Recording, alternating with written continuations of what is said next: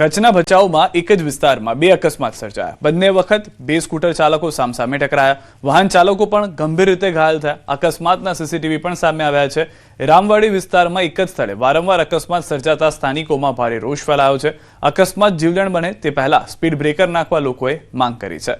વારંવાર આ ઘટના બનતી હોય છે કારણ કે બંને તરફથી જે વાહન ચાલકો આવી રહ્યા છે તેનું ધ્યાન નથી રહેતું. ગતિ પણ તેટલી વધારે હોય છે, જેના કારણે આ પરિસ્થિતિનું નિર્માણ થતું હોવાનું માનવામાં આવે છે.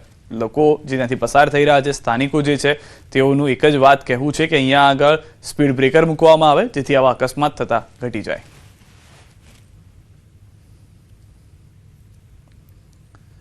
નવસારીથી સમાચાર. ચીખલીમાં અસામાજિક તત્વો બન્યા છે બેફામ. નજીવી બાબતે સમગ્ર વિસ્તારમાં આતંક મચાવ્યો છે. ટેમ્પા ચાલક પર કેટલાક શખ્સોએ કર્યો હુમલો. ટેમ્પા ચાલક પર લાકડી વડે હુમલો કરવામાં આવ્યો. ટેમ્પા સાથે બાઇક અડી જતા થઈ બોલાચાલીએ મારામારીનું સ્વરૂપ ધારણ કરી લીધું.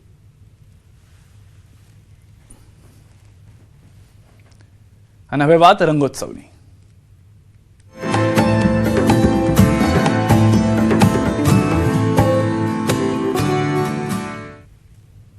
રંગોત્સવને લઈને દ્વારકામાં જામ્યો છે જોરદાર માહોલ. લાખોની સંખ્યામાં ભક્તોનો મહાસાગર દ્વારકામાં ઉમટ્યો છે.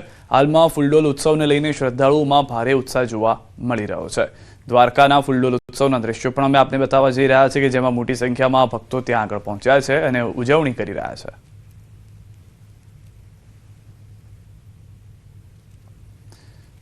તો હાલમાં દ્રશ્યો આપ જોઈ રહ્યા છો. મોટી સંખ્યામાં લોકો રંગોત્સવને લઈને મજા માણતા જોવા મળી રહ્યા છે. દ્વારકામાં તે પ્રમાણેનું આયોજન પણ કરવામાં આવ્યું છે જેથી ભક્તો પણ આજે ધૂળેટીને લઈને મજા માણી શકે, રંગોત્સવની મજા માણી શકે. ફૂલડોલ ઉત્સવને લઈને શ્રદ્ધાળુઓમાં પણ ઉત્સાહનો માહોલ જોવા મળી રહ્યો છે.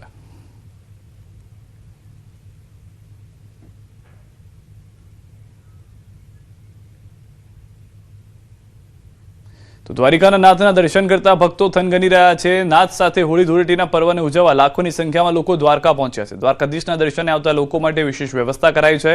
મંદિર પરિસરમાં ભોગ પ્રસાદ માટે કિયોસ્ક મશીન બનાવાયું છે. ભક્તો મંદિર પરિસરમાંથી પ્રસાદ લઈને નીકળી શકે એ માટે વ્યવસ્થા કરાઈ છે. તો વળી ફૂલડોલ ઉત્સવ માટે ભક્તોમાં ખુશી છવાયેલી છે. ઘણા એવા લોકો પણ છે જે ચાલવામાં સક્ષમ નથી છતાં દ્વારકા પહોંચી રહ્યા છે. નાથના દર્શન માટે તેમની એક ઝલક માટે લોકો ભાવ વિભોર બની રહ્યા છે.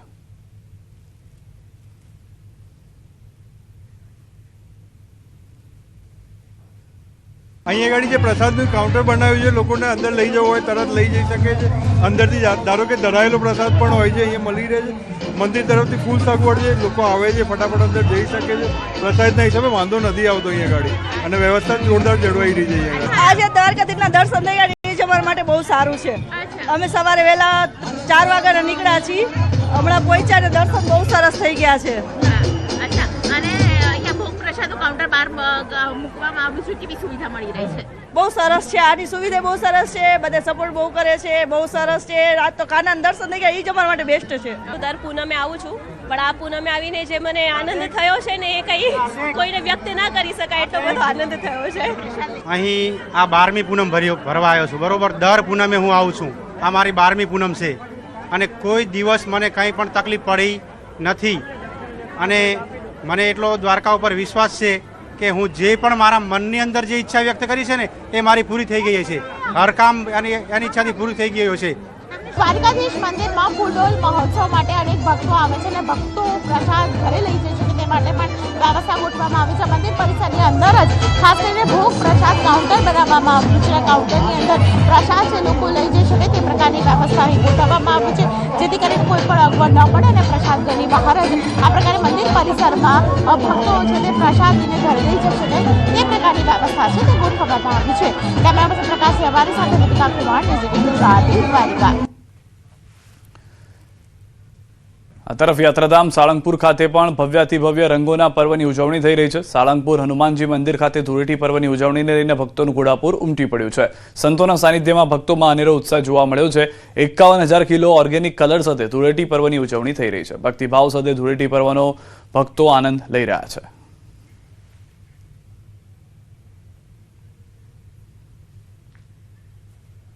હનુમાનજી મંદિર ખાતે મારી પાછળ આપ દ્રશ્યો જે જુઓ છો તે દ્રશ્યોમાં સંતો હજારોની સંખ્યામાં આવેલા ભાવિક ભક્તોને રંગી રહ્યા છે. ભાવિક ભક્તો પર 51,000 કિલો ઓર્ગેનિક રંગોથી જો ઉછાળવામાં આવી રહી છે. બ્લાસ્ટ કરવાની પદ્ધતિ હોય કે ફૂલોની પદ્ધતિ હોય, ભાવિક ભક્તો પર અવનવા રંગોની ફોળો ઉડાડે. આજે ધૂળેટીના દિવસે હજારો ભક્તો દાદાના રંગે રંગાવવા માટે આવ્યા છે.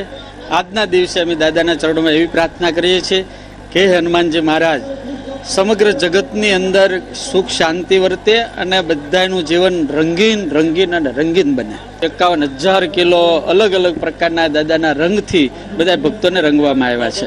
બધા સંતોએ શ્રી કષ્ટભંજન દેવ હનુમાનજી મહારાજને રંગે રમાડી અને એ ભક્તિના રંગે લાખો શ્રદ્ધાળુઓને આજે રંગે રમે છે. આજે બધાએ ડીજેના તાલે અને 51,000 કિલોના અલગ અલગ સોટો ને રંગીન ફૂલોના દ્વારા આજે આ હોળીનો પર્વ મનાવી રહ્યા છીએ. લગભગ 4 વર્ષથી હું આવું છું, આટલે મેં હોળીનો કંઈ ઉત્સાહ જોયો જ નથી. જો કલર છે, ફૂલો છે, પછી કેસુડાના રંગથી રંગવાના છે, ભક્તોમાં તો ઉત્સાહ કોઈ સીમા નથી કે આવો ઉત્સવ જોયો જ નથી અમે લાઈફમાં ક્યારેય.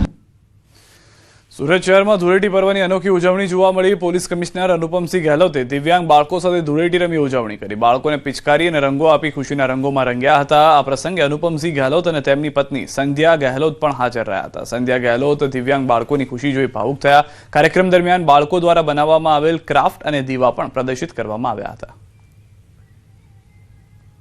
जीवन विकास ट्रस्ट ना द्वारा जो एक संचालित स्कूल છે, આપણા જો દિવ્યાંગ બાળકો છે जो मानसिक રીતે એટલા નથી ડેવલપ થઈ શક્યા જોઈએ એવા બાળકોનો સરસ છે કે અહીંયા पे जो स्कूल ચાલે છે.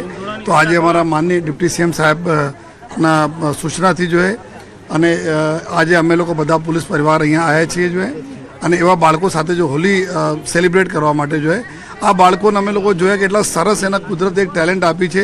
बहुत ही भावुक पल था और सबसे पहले तो मैं अब ईश्वर को धन्यवाद देना चाहती हूँ कि कल होली है और होली की शुरुआत मैंने आज इन बच्चों के साथ की है जो मेरे लिए बहुत ही अच्छा है.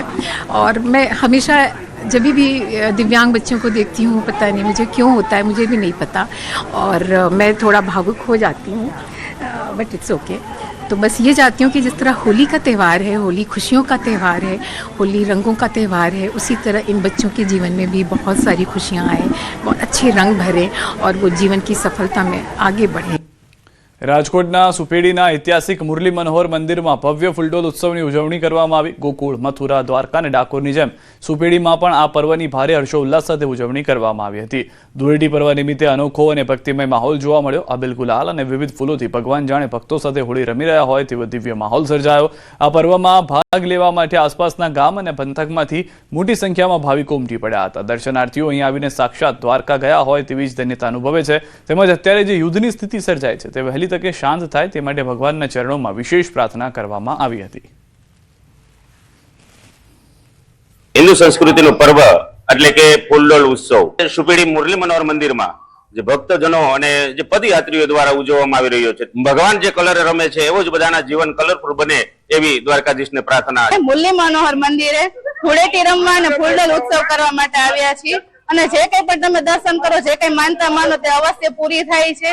અહીંયા આવ્યા પછી ખૂબ જ ધન્યતા અનુભવાય છે. જાણે એમ જ લાગે કે અમે દ્વારકામાં ફૂલડોલ ઉત્સવ ઉજવવા આવ્યા છીએ. આ ઉત્સવ જ એનો છે કે આમાં લોકો આનંદથી, પ્રેમથી એકબીજાની સાથે મળે છે, રંગોથી એકબીજાના જીવનને આશીર્વાદ રૂપે ભરે છે અને ખૂબ આનંદ કરીએ છીએ.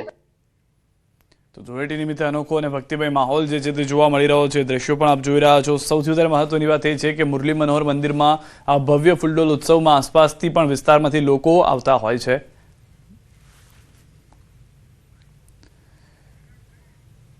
ચંદ્રગ્રહણને લઈને આજે અંબાજી મંદિર જે છે તે બંધ છે. આજે ફાગણ સુદ પૂર્ણિમાની હોળીના દિવસે ચંદ્રગ્રહણ હોવાથી અંબાજી મંદિરના પટ બંધ કરાયા. વહેલી સવારે અંબાજી મંદિરમાં આરતી કરી આજે ફાગણ સુદને લઈને બંધ કરવામાં આવ્યા છે.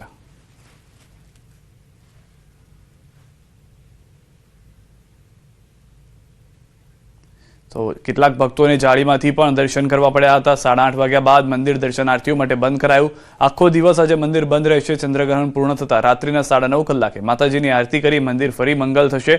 આવતીકાલ તારીખ 4 માર્ચથી મંદિરના દર્શન જે છે તે રાબેતા મુજબ ખુલશે. હિન્દુ મુસ્લિમ યુવક યુવતીના લગ્નનો વિરોધ, અમદાવાદની કોર્ટ બહાર સાક્ષીઓનો હોબાળો. હોબાળા બાદ યુવક યુવતીને કારંજ લઈ જવાયા. હોબાળો કરનાર યુવક યુવતીને કારંજ લઈ જવાયા છે. હિન્દુ સંગઠનના કાર્યકરોને પણ કારંજ લઈ જવાયા છે. ઘી કાંટા મેરેજ રજિસ્ટ્રાર ઓફિસ બહાર હતો હોબાળો. રજિસ્ટ્રાર ઓફિસ પાસે એકત્ર થયા હતા હિન્દુ સંગઠનો.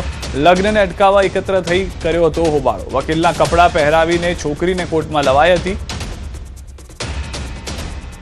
વધુ માહિતી ન્યૂઝ 18 સંવાદદાતા નવીન પાસેથી મેળવવાનો પ્રયાસ કરીશું. નવીન, જે રીતની પરિસ્થિતિ સર્જાઈ હતી, શું અપડેટ છે? ખુદ ધારાસભ્ય પણ ત્યાં આગળ પહોંચ્યા હતા, હોબાળો થઈ ગયો હતો.